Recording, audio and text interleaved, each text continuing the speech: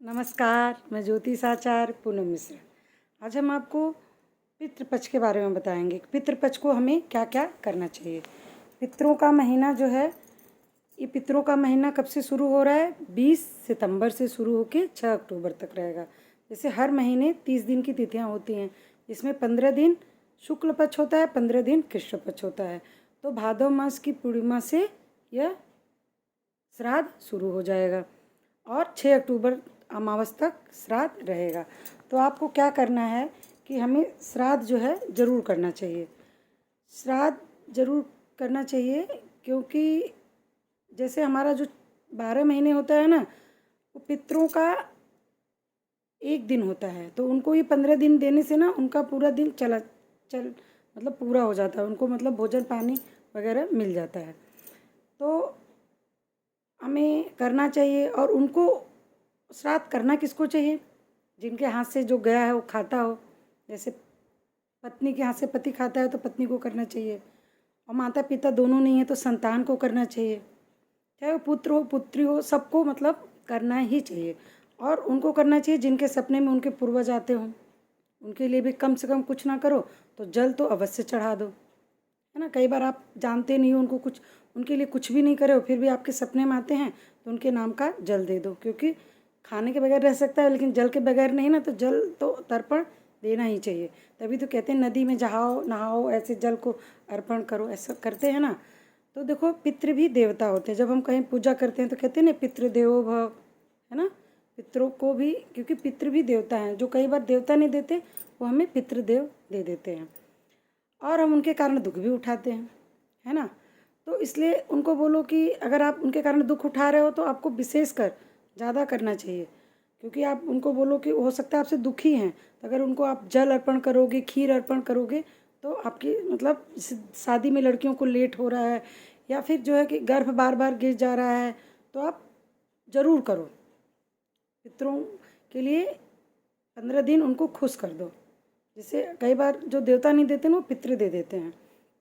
मेरे साथ तो मतलब जैसे कि मेरी दादी थी, तो मैं जब मैं छोटी थी तो मेरी दादी आती थी हमेशा घर पे, तो मैं उनके लिए आटे की हलवा बनाती थी।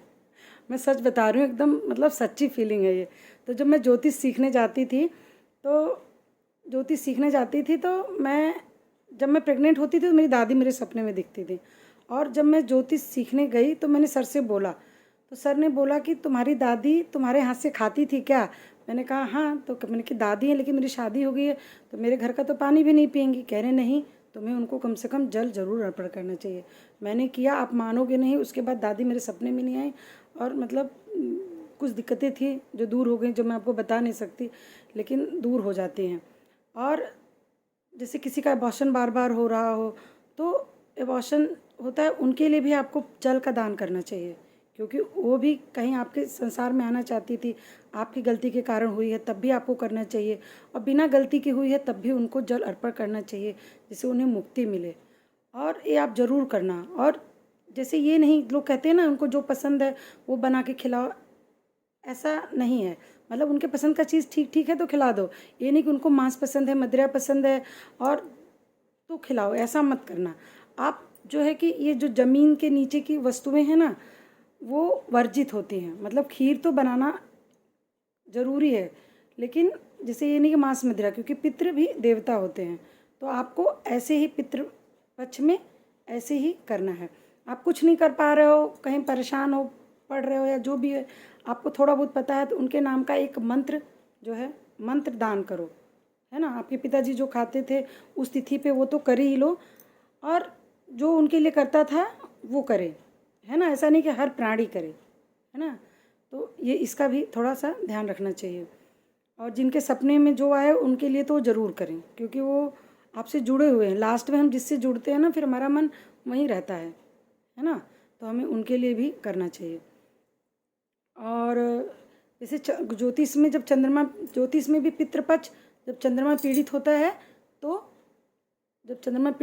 कहते हैं मातृ ऋण है इनके पास, ये बहुत दुखी रहते हैं और इनका मन हमेशा बेचैन रहता है। तो उनको कहते हैं दूध का दान करो, है ना। पूर्णिमा को खीर बनाओ, खाओ, खिलाओ। और जैसे मन बिना मतलब के बेचैन रहे तो गाय को रोटी खिलाओ। अगर आप किसी को कुछ नहीं कर पाओ तो चींटी को आटा तो ज़रूर खिलाओ। चींटी भी मतलब कहते हैं पितरों में आते हैं। चींटी को आटा खिलाओ, और चींटी को खिलाओ, कुत्ते को खिलाओ, गाय को खिलाओ, ब्राह्मण को खिलाओ, ये आपको करना है। कौवे को खिलाओ, कौवे के लिए भी रोटी बना के रखते हैं, है ना। कौवे के लिए रोटी, ऊपर खीर, रोटी, पूड़ी, खीर जो भी है, कहते हैं छत पे रखाओ।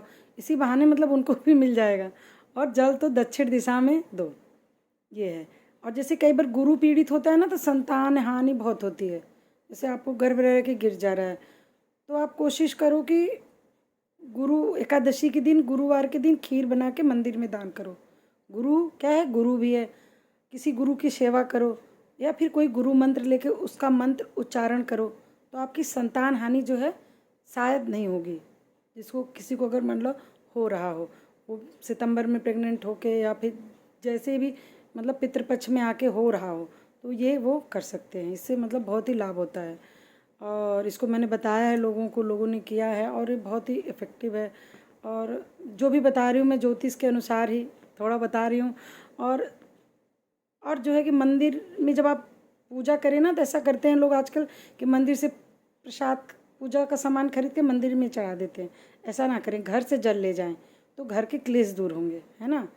घर से जल ले जाएं, फल ले जाएं, जो भी है अपने घर से ले जाएं। और कोई आपके यहाँ गेस्ट आए तो उसको लोग कहते हैं बाहर से खिला देते हैं या खिलाना नहीं पसंद करते, ऐसा नहीं करना चाहिए। तो अन्न भी गुरु होता है। जैसे हमारा भोजन भी गुरु का प्रभाव होगा, तभी हमें अच्छा भोजन मिलेगा। गुरु क्या है, पैसा देता है, सब देता है, धन संपत्ति, गुरुवत, मतलब ये सब अच्छी लाइफ स्टाइल गुरु शुक्र देते हैं। तो घर से खाना खिलाना चाहिए। जब आप घर का अन्न खिलाते हो तो कोई दिक्कत रहती है, वो बाहर चली जाती है। तभी तो कहते हैं दान दो, है अन्नदान महादान। तो ऐसे हमें करना चाहिए। चलिए, मेरे को जो छोटी छोटी जानकारी थी आपको दिया, आपको अच्छा लगा। चलिए, नमस्कार।